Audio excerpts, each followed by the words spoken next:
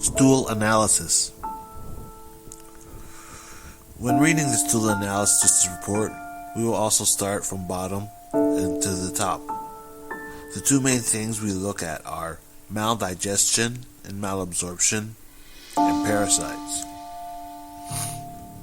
If your stool analysis shows, for instance, that there is starch or perhaps fats, how did it pass through all the 9 meters of the intestine so unabsorbed? First thing you want to do is ask the patient, for instance, if there's starch in the stool, ask if they're taking metformin or pseudophage if they have diabetes, as this will cause the presence of starch in your stool. In cases of fats in the stool, ask the patient if he's had his gallbladder removed or if there are gallbladder stones. So, pseudophage causes malabsorption. There's starch in stools. And removal of the gallbladder causes fats in stools. So, what we would do for treatment of such a case? Well, if there is no spasm, you can give digestin or polyzyme or neodigestin. Most likely, however, there will be malabsorption with spasm, so we give spasmodigestin or spasmoamarase or spasmocannulase. However, this is contraindicated in constipation and heartburn. The dose of this medication will be 1 pill 3 times a day before meals, and he should chew the meals very well. The next thing we have is parasitic infestations.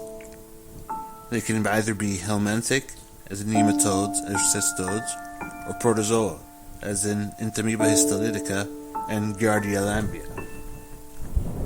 In nematodes, such as Ascaris, Ankylostoma, Strongyloides, and Tricharis, we give mebendazole.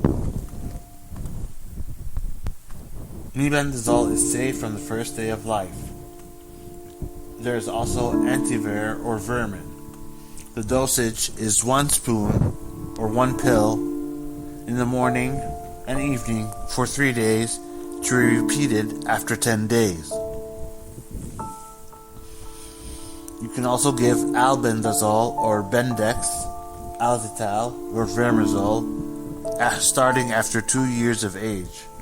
You give about 20 centimeters or a third of the bottle or 2 pills once a day for 3 days to be repeated after 10 days. In adults, it's a lot easier. You can give them something called the Verm 1 tablet. You can give them 2 pills, 1 every 10 days. So, if you have a nematode, you can start out with mebendazole, such as or antivir or vermin, 1 spoon or 1 pill in the morning and evening for 3 days to be repeated after 10 days, or albendazole, Bendex, Albuterol, or Vermazole starting after 2 years of age. Give 20 centimeters or a third of the bottle or 2 pills once a day for 3 days to be repeated after 10 days. And in adults, they can take 2 pills of Verm 1 tablet once every 10 days. Now, in cases of Oxyurus vermicularis or pinworm, the whole house should be treated as well as the initial patient, with the addition of white PPT ointment to be rubbed around the anus to prevent perianal itching. And notify the mother that this worm is very contagious and that the whole house needs to be treated. Next we have cystodes, such as Tinea sigenata, Tinea solium, and Hymenolipus nana. The treatment here is Yomesan chew tablets or Niclosan chew tablets, 2 pills before breakfast for 6 days. And after taking the 2 pills before breakfast for 6 days, on the 7th day the patient should take caraway oil. Adults usually 1 bottle, or children half a bottle. Or they can take Menalax 6 pills at night and stay home the next day. One thing you should notify the patient is that when they go to the bathroom, they should check to see that the worm has been passed with the stools. Next we have protozoa.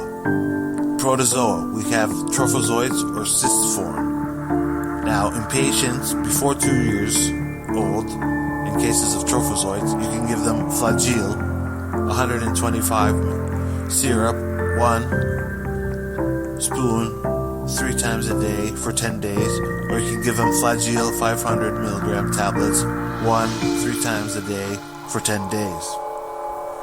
After 2 years of age, in cases of trophozoites and cysts, you give something called Furosol, 3 times a day for 10 days. And in patients above 6 years of age, you give Cipazole, 1 gram, 2 pills after dinner, once if it's trophozoite, and 2 pills after dinner for 3 days if it's a cyst. So, depending on whether you have a trophozoite or cyst, you adjust the dosage and the treatment accordingly. Next we have Bilharzia, or schistosoma. The treatment here is easy. Praziquantel tablets or epiquantel suspension. 5 milliliters equals 1 tablet. You give them 1 pill for every 50 kilograms, or a maximum of 4 pills, once during a meal, and repeat after 1 week. Okay. Now, in some odd cases, you may find the presence of RBCs in the stool. This is normal, but if it's more than 10, then there may be piles, presence of piles. The patient may have piles. Or there may be a case of bacterial infection, such as typhoid, in which case the patient should take a Vidal test and it will be positive. There may be also the presence of pus cells. In such a case, you can give Ciprofar. If that doesn't improve, then you do a culture. And if that doesn't improve, you can do an endoscope, which may end up revealing ulcerative colitis. And lastly, in the stools, we may also find the presence of yeasts. If they're significant, you can give an antifungal, something like Flucorol, 1 pill for a week.